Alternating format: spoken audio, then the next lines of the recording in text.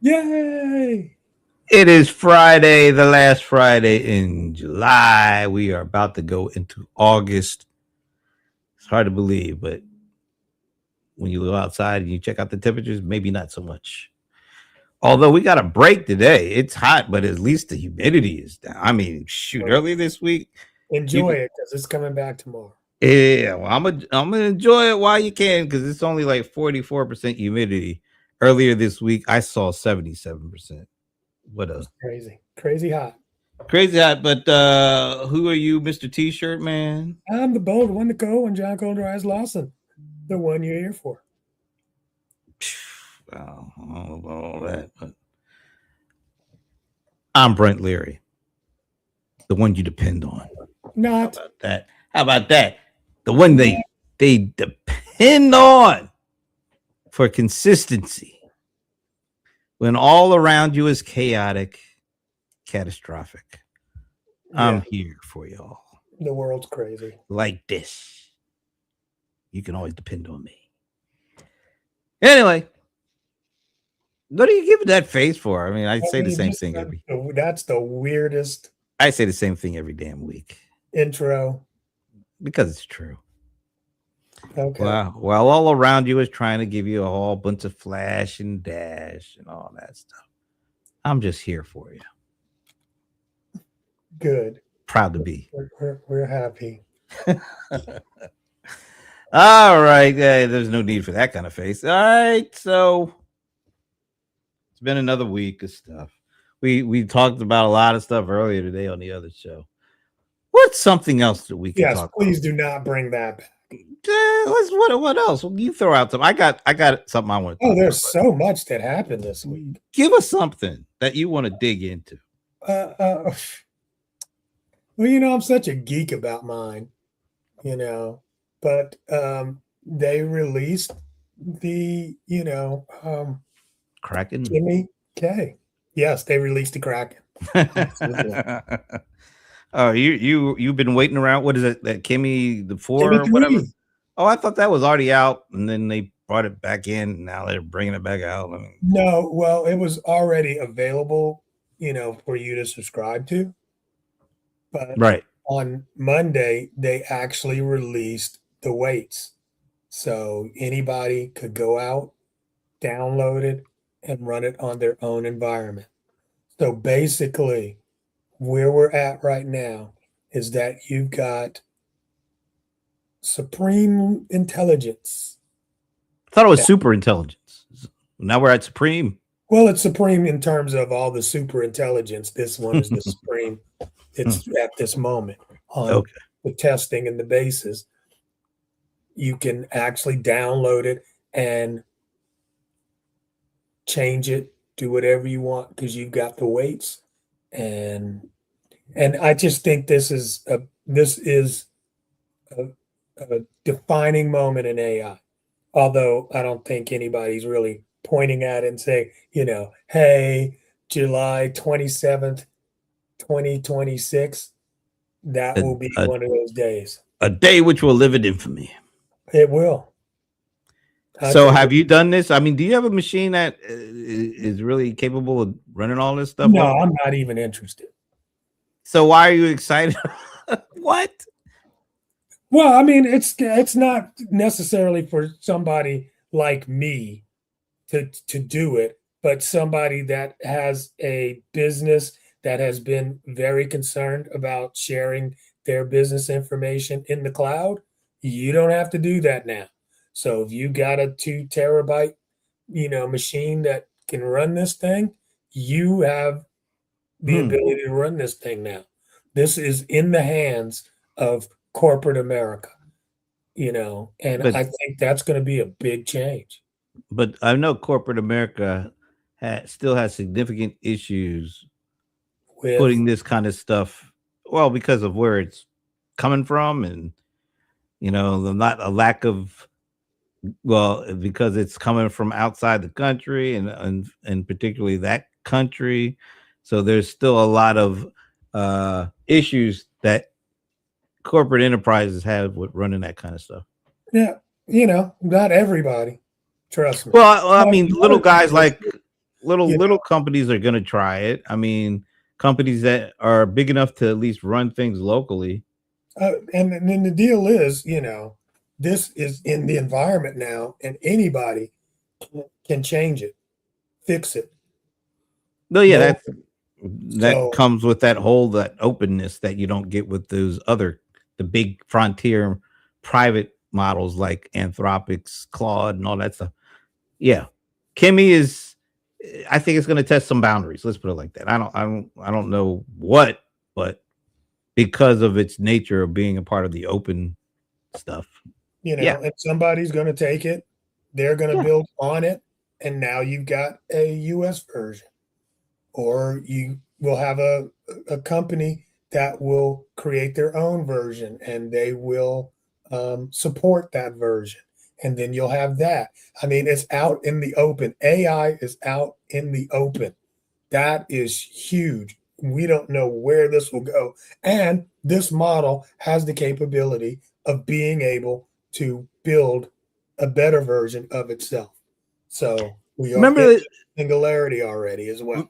I mean, there's a lot of excitement when OpenClaw came out, and kind of similar. I mean, people were like going crazy. Oh, I've downloaded it and I'm gonna make agents. But of course, that was still there was a connection to mostly, I guess, Claude, and they kind of closed the loophole. Now you're going to be able to operate with no loopholes. So it's going to be completely local if you So want. yes, if you wanted to run your OpenClaw on Kimmy, then you could do that. You're going to see. I think you're going to see a lot of people doing that. You will see. You will see a few folks doing that as well. Yeah. But I don't think those folks necessarily are going to be the thing that's going to show how this release changed the world. Now, I mean, those are smaller things, but I think there's going to be some bigger applications that are going to come out of this. That's going to be like, dude, yeah, we don't use any of the large language models from OpenAI or Anthropic. No, I think OpenClaw they're going to build on Kimmy 3 and not have to worry about the stuff they had to worry about with OpenAI and Anthropic. I mean, Anthropic shut that down with the quickness. Then they even changed their whole policy because they had to close that loophole.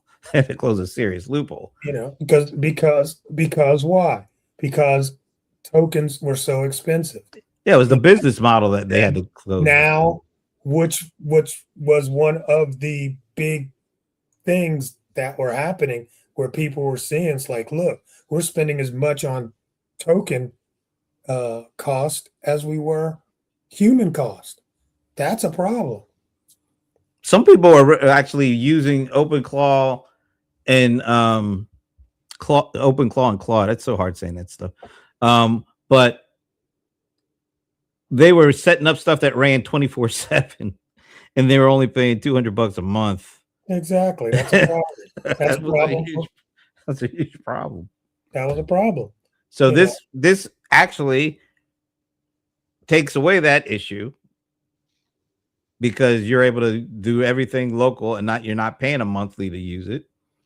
So we'll see. I mean, there's going to be some interesting stuff that comes out of this. I totally agree with you. Some of it's not going to be good either. some of it's going to be really bad. Good. But that's like everything, right? Absolutely. And that's kind of why it's like very interesting that this actually happened on Monday. Well, yeah, we'll see how the United States government did not get involved and block it. They let it go. Well, yeah, but there's always a case where they'll jump in. Right, but it's already out. I know what OpenClaw was out, but it was shut down because of the business model, because Claude didn't want to have people running 24/7 and only getting paid $200 a month. Because you keep talking about OpenClaw as if it is a language model. I mean, no, it was an example. They were using it alongside the language model, and they were running 24/7 processes that they were only paying $200 a month to use the language model stuff. Yeah, just for the audience so they understand, OpenClaw is something that a developer coded in a week. Yeah, it was only a week. It took a week, and it was totally done by vibe coding. Yep. And it allowed an operating system to run on top of a large language model and Yep. get it to do things as an agent. You just had to pay the $200 a month access, and it was but it was running like that access for like 24/7, which it was. I don't think Anthropic really envisioned anything being able to run like that for It the didn't exist until that week. Yeah, and then that's why they had to change everything in terms of their policies. Yeah, because there was a loophole. I'm going to be interested to see how this stuff is being used and what kind of loopholes they find for taking it to the limits. I don't even know what the limits are. They're going to find a lot of crazy stuff is about to jump off. Which I think interesting year. And I think do I say traditional LLM providers, like the two that are the best known, but there are definitely others because there's Gemini, what Google's doing. There's a lot of them. But I think they're the ones that are looking at this the most. I think they are, and it's going to be interesting to see how they defend their positioning. Well, you saw Anthropic kind of not coming out and poo-pooing these. What are they called? They're open, not true open, but open. I can't find it. Is it open fields?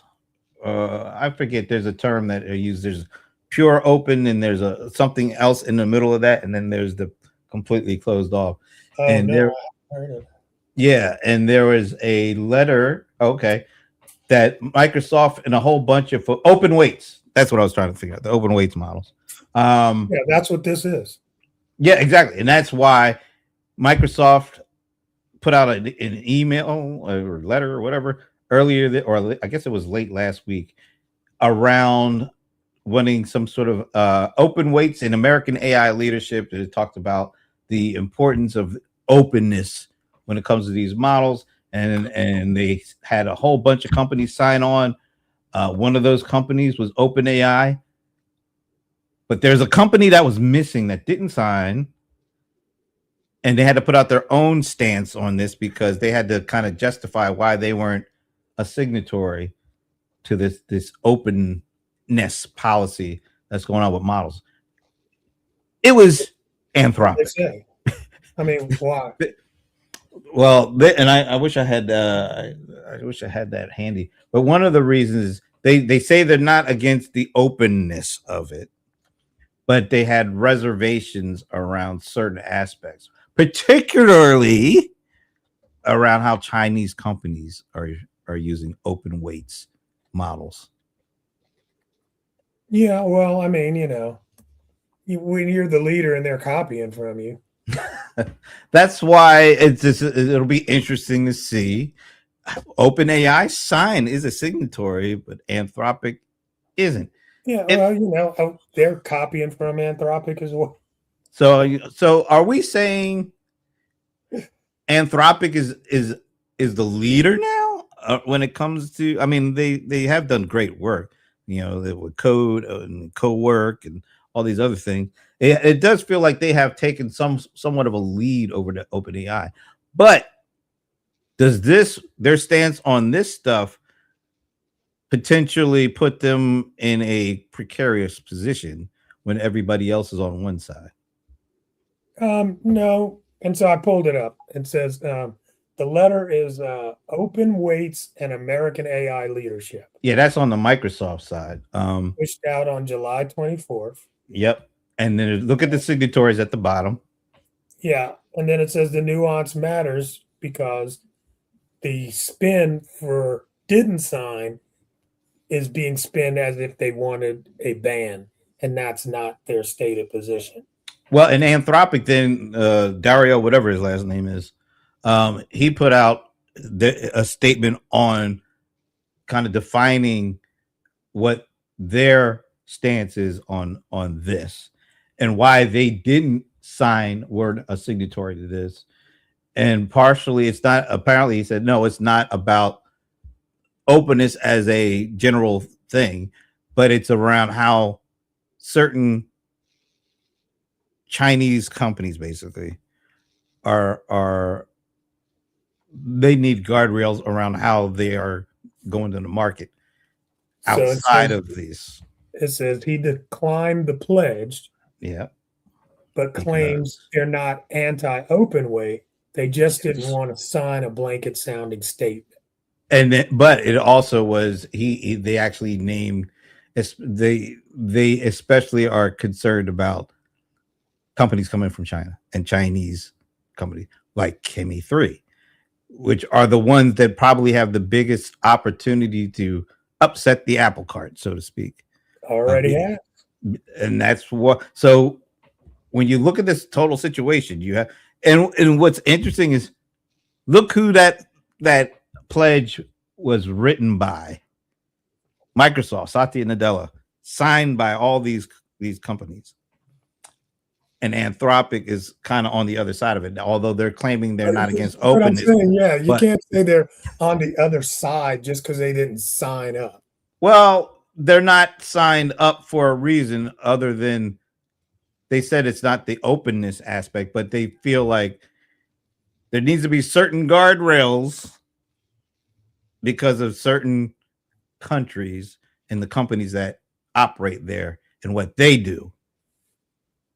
So, I mean, it's just an interesting situation because it's like the two big dogs are OpenAI and Anthropic. I mean, you have one of the big dogs going along with the ultimate big dog, which is Microsoft and all the companies that are signed to that. And you have the other big dog, the AI Foundation big dog, who is like, we can't sign this. It's not because of the main reason, but there's a significant other reason that we can't sign on to this. So what wins out here? What is it going to be, the masses, or is it going to be the leader in the clubhouse right now? But how will this impact? How will this impact it? If all of them don't fall in line, then none of it works. So that's why I'm saying Anthropic is basically, all right, it's one holdup, but it's one of the two biggest AI foundational model provider with the closed proprietary model. I mean, from my understanding, he's not opposed to the spirit of the letter. So why do you think he's opposed? Do you think he wanted to? Why didn't they come to us and let us be a part of creating this letter? Is that maybe the holdup? Is that why they're like, because it's kind of hard to see all these other companies, including OpenAI now. Of course, Microsoft has a financial stake in OpenAI, which is a big difference. I have to say, it has to be a main concern. But I mean, did you think Microsoft went to them and said, "Hey, look, we're working with OpenAI and all these other companies to come up with this kind of, I don't know, whatever he calls the letter"? I don't know. I mean, it's as far as I know, the CEO of Anthropic has been calling for this for the last 24 months at least. I mean, initially, he was the one sounding the alarm, and everybody else was kind of like, not paying him any attention. So why didn't they sign this now? If everybody else is finally on board, why aren't they on board with this? Oh, I mean, I just read to you what he said. They declined the pledge, but claim they're not anti-open. They just don't want to sign a blanket sounding statement. But if they were all for this, the maybe not the word for word or letter for letter, but the spirit of what this means, why there's got to be some friction, because Oh, there's they're the plenty of only friction. ones out there, and it feels maybe they were I like, mean, hey, there's plenty of we friction wanted. between them and OpenAI. Maybe they're like, hey, we've been at this for longer. We've been wanting this for longer. You should follow our lead, not you come to us and say we've got our own letter now and we want you to sign it. No, Could it be just I as can't petty see as it that? being, I can't see it being that petty. No, It, that's like high school. So no, I don't think that's the well, issue. they are. Well, like you said, they are. I think deservedly so. They've been leading. Everybody is really, it's particularly when it comes to certain things like developer coding and things like that, and actually like maybe doing things that are at an enterprise ish kind of level. It's actually, I know a lot of people within enterprises that are using uh, Claude Cowork and Claude Code and things like that. And it does seem to have a lot more traction in the enterprise. Well, maybe not a lot, but a significant amount of more traction in the enterprise than even OpenAI. So maybe because that's the case, maybe they think that they should have a little bit more say in how things roll out. And maybe Microsoft is like, well, hold my beer because we've been around for 50 years and we think that we should have a big say in whatever happens. And we've worked with companies, including OpenAI, that have agreed to what we're saying. Maybe that's where we're at with this stuff. Anthropic's entire brand Yep. has always been around safety first, closed weight, premium models. So actually signing something that is against that would probably be part of the reason why they were not 100% in on that. But I think it has something to do with China more than Well, I mean, the. of course, everything has something to do with China. So why are the other folks okay with that the way it is? And why aren't they okay with it the way it is? Is it just because the real threat for them is coming from Chinese companies?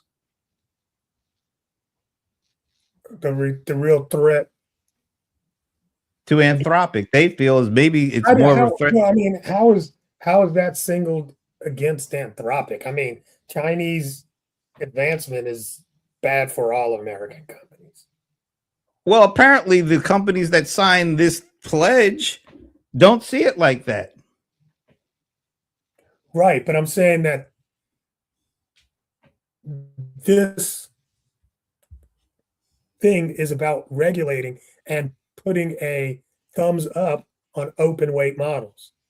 Anthropic's whole business model has been against open weight models. So if I was against open weight models and I'm only for closed weight models, I'm not going to sign a form that is authorizing open weight models. But they said that's not what they're against. That's not the reason they didn't sign. Isn't that what they said? They're But not against. you're asking the why, and I'm trying to get you to the why. They're not going to say this out loud, but I mean, doesn't that make sense? I think after what has happened the last couple of weeks with OpenAI and the hacking, Sure. I With- think that they're gonna. It has to be a part of the equation. He'll be on somebody's podcast next week. We'll find out. I find it really fascinating that there's a power struggle going on here. There's definitely a power struggle, but I mean, I don't think it's petty, small, and personal. I wouldn't say small or personal, but it's very calculated. You have the battle between the big AI foundational model folks, OpenAI and Anthropic. But I think the bigger battle is actually going to be at the Microsoft level because they can play and they have enough money and they have enough resources to work with anybody, any foundational, any open, anybody. And I think Microsoft is and has been smart enough to know that, hey, we don't have to have everything be number one at everything, but if we have our hand in being at least a part of that top one or top two across the board on almost everything, like enterprise software, productivity software. They're either one or two in a lot of stuff. And I if thought Jensen Wang was the person out front in this. This Microsoft angle is the first time I'm even hearing their name. and NVIDIA is at the pick and shovel level. No, I'm talking about just on the pushing forward the open weights and American AI leadership.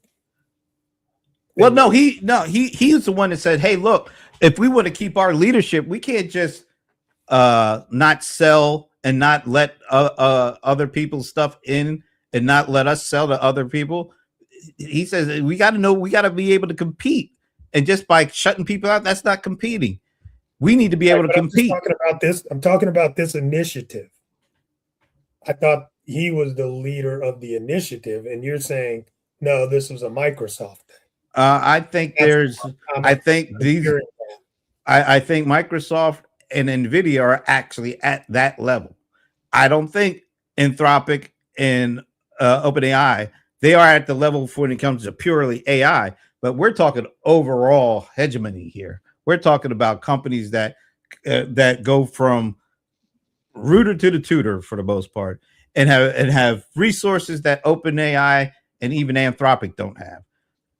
And they want to be able to have a say in what happens in the overall picture, not just at the foundational frontier model. Well, maybe that's another reason why you like screw you. That's why Dario was like that.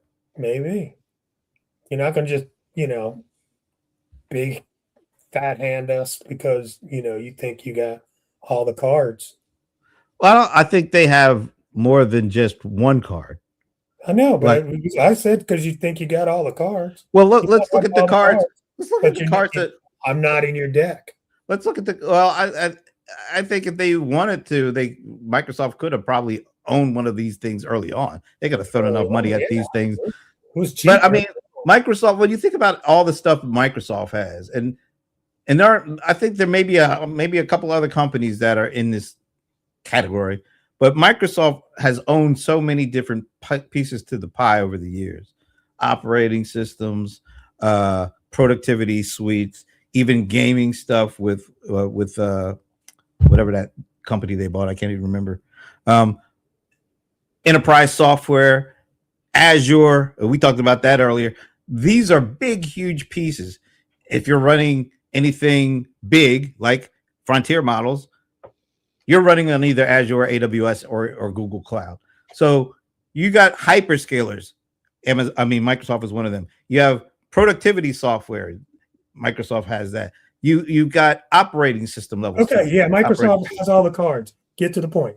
They have a lot of the cards. Okay, get to the point. And one of the things that years ago I went to a Microsoft analyst event. It was the first year that Satya took over from the guy that you yelled about developers. And he said, look, we're comfortable. We're not going to be able to be number one in everything. We're very comfortable being in the top 2 or 3.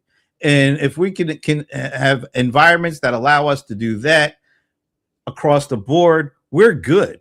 So what I'm saying is, I think that's the way they're kind of seeing this operate. They want to be able to have top 3 power and control over the direction of things, of almost any kind of technology that's important. And they have the pieces to the puzzle that allow them to have that. Azure being probably the most important one at this time, because a lot of these things are running on Azure and AWS. That gives them a certain level of power beyond just the pure AI frontier model stuff, which is where Anthropic and OpenAI are thriving right now. But that they got to run their stuff on big iron and big hyperscalers, and there's only a handful of those. So those hyperscalers become as, if not more important than the individual AI frontier model creation companies. I'm not following your whole thing. I mean, they have a lot of power. They have more power than the AI frontier. They're a platform. They own the road. And these things, that doesn't mean that they make the best car. I didn't say they made the best car, but they have the power to kind of have a say in what goes on with the road, with the cars, who gets what resources to what access, who has enough big iron to run these things. Amazon and Azure are having a big say in this. We even talked about, look at how these things are still growing. $100 billion business that Azure you is. have lost me. You're bringing in okay. You're right. I'm going higher. I guess I'm going bigger because you're right. Because the AI stack than is actually one piece of this big overall puzzle. Statement that OpenAI and all the other guys said one person's not in. So I don't know, but yeah, okay. I think these big companies like to have a say in the direction of where things go, and they will. They don't have much of a say. Yeah, no, they have more to say that I think you're giving them credit for. I mean, they have as much say as the road can say. And they're the ones building the road. That's what they get to do. That's what their say is. That's a pretty big say. Tell me how to build the car. Well, I apparently they're not saying you got to do it this way, but they're making a case. That's what this statement is about. Well, but this statement is about how you're going to build the cars. And who are the ones that are signed up to build the cars? Almost people. Everybody outside of Anthropic right now. Almost everybody outside of Anthropic. The one car person. Yeah. Eventually, I think there's going to be a move, and I think it's going to be everybody's going to move towards each other. My point is, Anthropic's going to move more than anybody else. If Anthropic doesn't get in, then none of it works. Doesn't matter. I think it works, but it doesn't work as well. Fact, if China doesn't sign off, it doesn't matter. I think it works. It doesn't work it doesn't work as well and as efficiently and as scalable as if Anthropic doesn't get on board. It'll still work. How can it work if one side decides they're not going? It's one side of OpenAI and Anthropic, but there's bigger sides that go beyond that. The ecosystem involved. What if China doesn't do it? If China doesn't do it, then it definitely won't be as big as it could be. All right. How does it be big at all? It's already going to be big. There's billions of dollars being thrown at this stuff. While Chinese innovation takes off. Because Chinese innovation will only go as far as whatever the catastrophe that comes, even though it looks great. There's no regulation. They can do whatever the hell they want. And then something catastrophic is going to happen. And there goes that. Okay. Well, we'll see. Yeah. It's happened over time with every technology. You need some kind of guardrails. And right now, a lot of those guardrails are being ignored because everybody wants to be the leader until something catastrophic happens. And then it's like, oh shit, we can't do that. Anthropic. Not yet. Not yet. No, I'm just saying the case with Anthropic is we don't support open weight models. Because their stance. Because they're dangerous. Because it's dangerous to their business model too. It is, absolutely. So you really should. You need to. And I'm not just talking about these guys. In a big scheme of things, when a new technology comes out, there's extreme promise and a lot of people getting excited. And then there's catastrophic stuff that happens if you don't have guardrails in place. And it would work best if all these big companies agree to work together to put these closed. Yes, exactly. To put these guardrails in place. Correct. If Anthropic doesn't want to play ball, saying, hey, yeah, because their business model is probably is going to take a hit because they want everybody to come and go to their closed system, but not everybody's going to want to do that. I know. And then there's China, who, of course, they want to be the number one purveyor of AI, intelligence, and technology. Yep. Which goes completely against what America wants because they want the same thing. So there's a lot of things at stake here. There's a lot of games. I don't want to say games being played, but there's a lot of positioning because, and particularly with this current administration and what they want to be viewed as the winner. of the AI leader, winner. We make all the rules. Everybody else has to go with. Winner, winner, chicken dinner. China is like, no, we're not playing that. We are going to do things that'll help make us be the number one. China has actually put out some statements that they might play that same game where Chinese models only stay in China. Yeah. So that could actually be I think that's on the talk table as well. Yeah, I think it is, but I think it's also just talk because most of the technology trends flows from here to there, and they do things more efficiently and with less red tape. So they actually make stuff that gets out there faster. But then because there's lack of regulation, stuff happens, and when stuff happens and people die or companies lose billions of dollars, that scares a whole lot of these corporate enterprises away for a little while. A little while in this market, it's all about balance. It's it's like risk and reward. So, I mean, if you can prove that there is greater reward than the risk, they'll get in line. But if the risk is big enough and catastrophic enough, that comes before almost everything. I mean, you should think about how many times we've had data breaches. Yeah, that doesn't stop anything. They're still moving forward. It stops certain things. Very little. But eventually, if, like you said, if the incentive is big enough, somebody's going to take the risk. Somebody's going to try it. They have these data houses with all this very, very sensitive data that they don't even need. They're not getting rid of it. They're just going to keep it in a data house until one day they might need it. Yeah, they'll keep data because data, that risk is greater, or the reward is greater than the risk of holding and housing the data. I mean, if it's big enough, but a lot of companies they're still trying to figure out certain basic things around this stuff. And things are moving so quickly, it's very hard for them to keep up just with the basics of this stuff. So that's this week.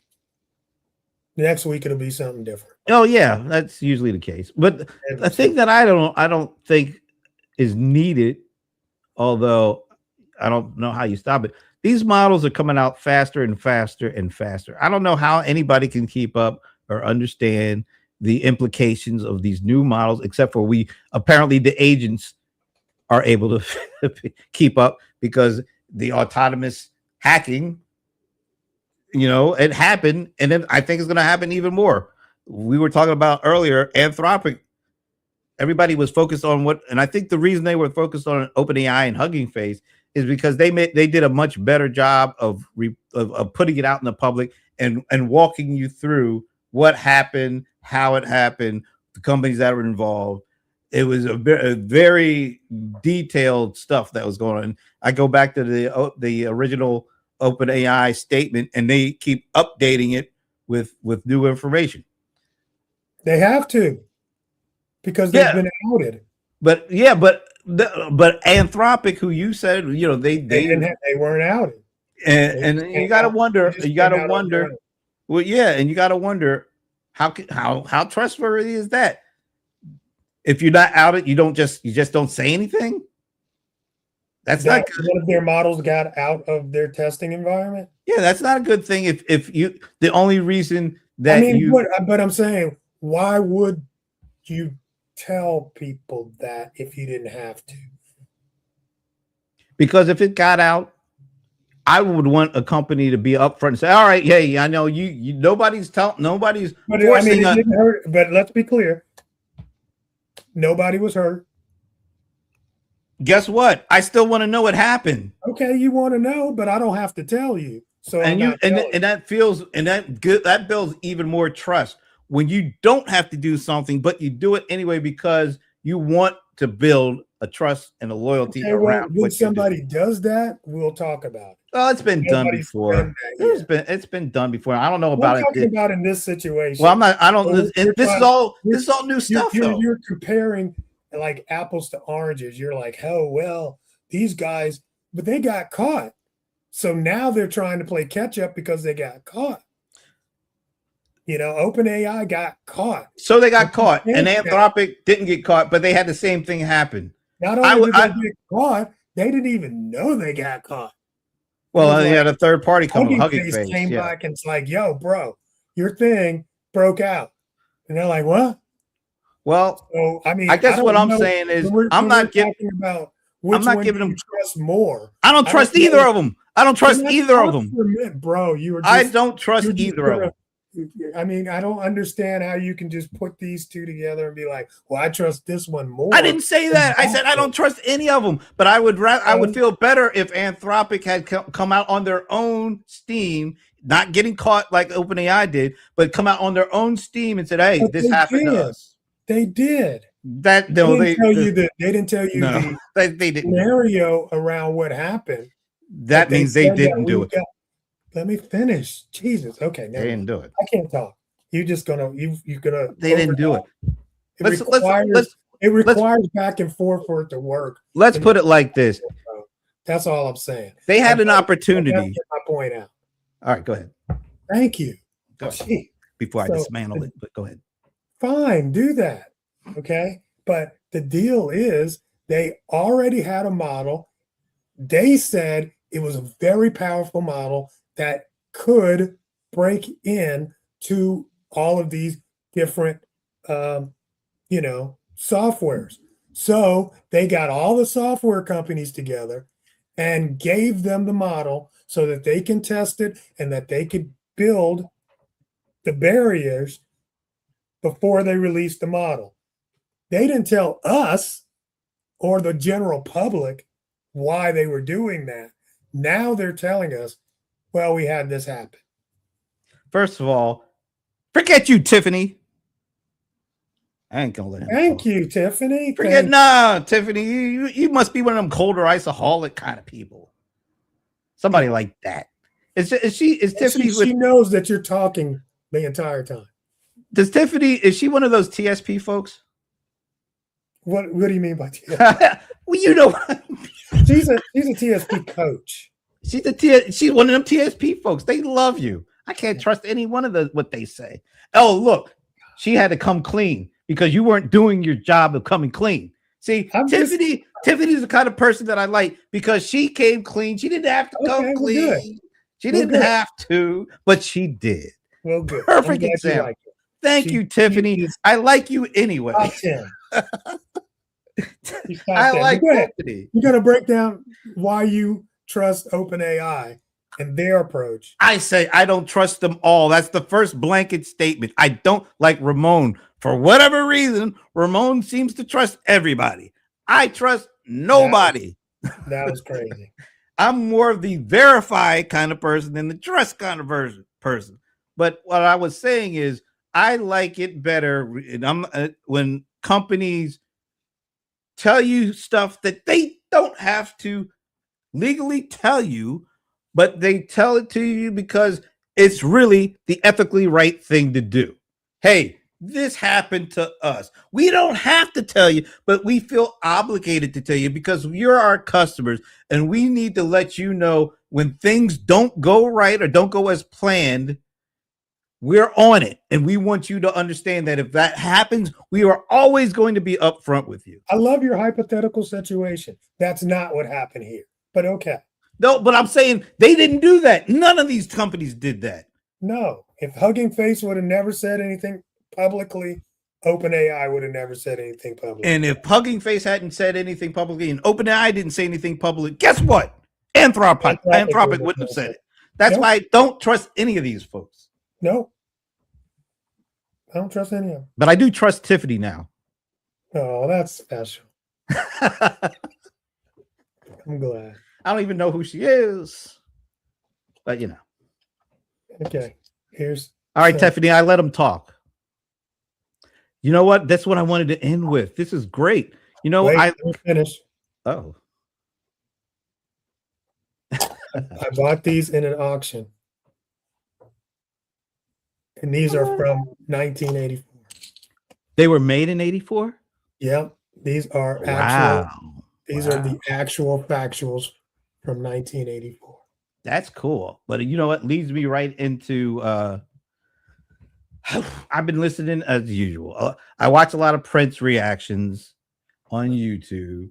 I thought you were done with those. I like the Prince first reaction. And you know what's going on now? A lot of these people, Gen Z people, are not only reacting to individual songs from Prince, they're going through the whole discography. They're doing full-blown reviews of every Prince album, starting with For You all the way to the last one, the 39th one. I forget what that was called. And they have never heard these songs before. And so now they're going through it. I find it fascinating because that this is a Gen Zer. We grew up with that stuff. We actually became of age listening to this stuff. These guys are listening with the freshest of ears and watching the videos. It made me say, you know what? There's so many songs you don't forget, but there's so many songs that he has that you kind of lose track of. Oh man, that song was really great. They were actually released and hits. Yeah. So and some weren't even released, but they're just great. So like Lady Cab Driver wasn't a single. Oh no, that was the but biggest song. I love that song. So I've started thinking, I'm trying to build a list, and this is so hard for me, of like the top 10 most underrated Prince songs. It is very hard to do because there are so many songs, because he put out so much that some of the songs just got overlooked because there's so many songs he put out. That being one of them. Lady Cab Driver is a great song. I started looking at Another Love, a Hole in Your Head. Somebody was doing, that was on my lips. Yeah. I mean, that is such a slamming song. Oh my God, I love that song. And watching these kids listen to this stuff for the first time, they're like, their minds are literally blown. Yeah, I mean, they don't have talent like this. No, but he has so many songs. He's a once in a lifetime talent. Yeah, and so I'm like, all right, I'm trying to put together this list, and it is one of the hardest things to do because there's almost every CD or album or whatever that he put out, you can name about 3 or 4 songs. It's like, oh my God, how come this didn't get any more play? How come this song didn't get more plays on Spotify or something like that? So I'm trying to come up with a list. Anastasia is one of my favorite Prince songs of all time. That hardly anybody even know outside of Prince fandom. Most people don't even know about that. So that's just a great song. She Spoke to Me from the Girl 6. That song is a great song. So many songs are like that he has. And I'm like, all right, can I even put together a top 10? So I did listen to all the albums, and I listened to all the albums. So give me a couple of underrated songs that you think are underrated. Man, I can't even name them because I don't know the name of them. But there was one that I found in the middle of one of the last 3 albums. And I was like, oh, this is so great. And I can't even remember the name of it. If I find it, I'll do a little bit of looking. Yeah, do that. Because there's a lot of great songs from after 2000. A lot of people, because, they look at him as 80s, 90s. There's a lot of really good songs that he did after that. Yeah, and he was a great songwriter. Yeah. And he had a lot of crap too. Well, that comes with a lot of songs. I mean, his output. There were whole albums that were just full of crap. His output, well, yeah. In the 2000s, he was putting out some stuff like. Okay. Even in the 90s, he had a couple of crap. Yeah, albums. There was one. Names. There was one with the NPG. That album that was not a good album, but there's a memorable song on that. Not an underrated one, but you know what? If you take a lot of the vocals off of it and just listen to the music, it's like, wow, these are some good ones. That was another one I was surprised by. Well, what about the one when we got to the NPG music group period? That CD that had the song that was like hidden, like that Wasted Kisses song. Oh, I love that song. The song called The One off of that. I Am the One. Most people don't even know about that. I don't know about that. You don't know about the wait, you know about the one. It was a big BET video premiere. It had him and Mai Tai, and Rita Moreno was actually in this Oh my God, video. really? Yeah. And Wow. then the songs that he did with other folks, like the song he did with the one that died earlier this year, Angie Stone. He did a great collab with Angie Stone. Yeah. Oh man, that's a good song. The song he did with Janelle Monáe off of her CD, but it was played on the that Denzel Washington song trilogy where he's playing the Equalizer. There's a song that's on that soundtrack with him and Janelle Monáe. It's a killer song. Killer song. Yes. Oh, I love that song. He has so many things. He wrote a song for Celine Dion that's just killer. He wrote a song for Kenny Rogers, which is killer. There's just so many songs he's a part of or written. Kate Bush. He did two songs with Kate Bush. I love Kate Bush. So many songs. And it's hard for me to do that underrated. And Purple Rain's finally coming to Broadway. Yeah, Broadway. I'm not going back. I'm not into Broadway stuff, but a Broadway musical from something that was made more than 40 years ago. Hey. The Beautiful Ones is probably one of his other top 5 underrated songs because it wasn't a year or so to one of our shows. We were talking about the Michael movie. And I said, watch, Michael Jackson is going to be a big, huge star all over again. And it happened. Yeah, definitely happened. And literally, I don't know how many millions of records they've sold because of that movie now. You know what? Even Prince got some carryover from that because all these kids. Oh, is that why they're doing it? Because I thought it was really interesting that they chose. Well, you haven't seen the movie. No, I haven't. But they chose to put Prince in the movie, which was very weird. Yeah, didn't they say something like there was a line in there I heard about. There was just a line in there. He's laying in the pool. He's like, because if I don't do it, Prince will do it. Yeah, something like that. And it was like, wow, I can't believe they put Prince in this movie. But, look at and Prince actually got some carryover from the Stranger Things stuff too. Oh yeah, he'd had a good year because of that too. That really opened his catalog up, and that made all these Gen Z kids want to look and see. Oh wow, they like Purple Rain, they like The Wind Doves Cry, and then they're like, well, what else did this guy do? Because they would always do these little comparisons. I hate the comparisons, man. I hate. Well, no, not between those two. Oh, okay. But like, what's the rapper? Kendrick Lamar? Drake? No, the other one. Drake. Well, yeah, they do the Drake is Michael and the Kendrick. Yeah, and I'm like, bro, it's not even close. And I couldn't. I would say that, and the Gen Zers was like, no, because that argument is gone now. There's a video of Kendrick performing with Prince too. Yes. And when they find that and they start reacting to that, these kids lose their freaking minds. They're like, Kendrick was with Prince, and it's like, the excitement is amazing. But there's so many layers to Prince that I don't even think folks like us will get all through them, because there's just so much out there that there's a video of Paul McCartney talking about how great Prince is, and then he said, and people were telling me that he did a remake of one of my songs. I haven't seen. I never heard it. I wish somebody would point out the Long Winding Road. I was like, the video that he did with Elton John singing. I've seen it. Paul McCartney hasn't even seen some of this stuff. The stuff he did with he's Paul McCartney.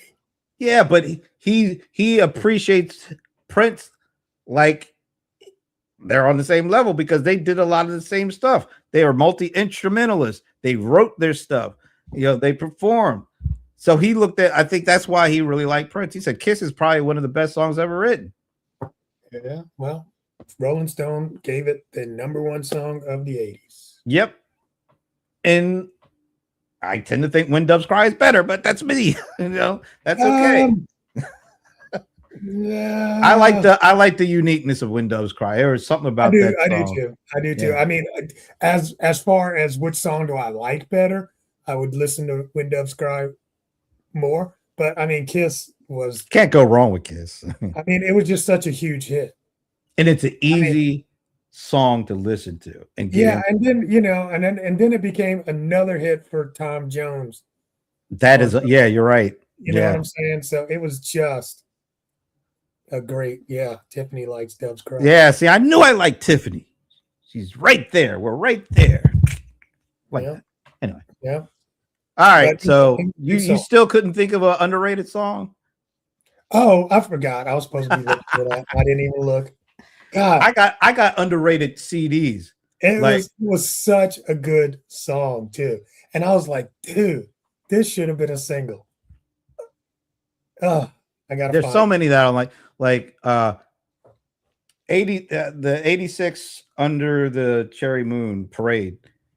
That might be his most underrated album to me, because Kiss is on it. It's kind of hard to say it's underrated when you have Kiss on it, but there was Sometimes It Snows in April, Another Lover Holding Your Head, Mountains, Girls and Boys. That's not an underrated album. I think it is, because it there's things that came before Purple Rain and things that came as after. An album, maybe. But I mean, it was one of my favorites. No, as an album, I think it is. Sure. But it did have Kiss, which kind of like Around the World in a Day. Around the World in a Day, I think, is somewhat underrated, but it has Raspberry Beret. So it's like, it can't be terribly underrated, because that song, that song is probably right behind Kiss and When Doves Cry for me in terms of just singular Prince songs. I'll tell you one that is underrated generally, but not by the Black audiences. If I Was Your Girlfriend. A lot of the R&B, the Black folks love that, but it's not a general one. Yeah, I love that song. Matter of fact, Sign of the Times, it's my favorite, and it also still even might be one of the more underrated, because a lot of people don't know anything but the song with what's the girl's name? Old girl's name? You Got the Look? Yeah, You Got the Look. People love that song. See, the Black audience is the one that likes Adore. I don't think Adore got out of R&B. Oh, Adores. But Adore is a masterpiece song. And there's so many songs like that off of. You ever heard Breakfast Can Wait? That's the one that was off one of the, I think the third last album. Artificial Age. Yeah, because there's a song called Clouds that was on that one too. And I love Clouds. And I love Breakfast Can Wait. That beat is killer. All right. We need to get out of here. All right, yeah. We talking all night about it. We're gonna be here another 30 minutes screwing around with Prince album. All right. Well, first of all, thank you, Tiffany, for joining us and being on my side. Tiffany, love you. Yeah, and being on my side. No, she wasn't on your side. I'm claiming she told you to shut up in a nice way. No, she did. But she warmed up to me. I can't believe that. That's rare. Leave her alone. All right. Have a great weekend. We will see. That's for me. No, it's not. Anyway. That's not for you. We will see you next Friday, the first Friday in August. Unbelievable. Anyway, have a great weekend. We'll see you then.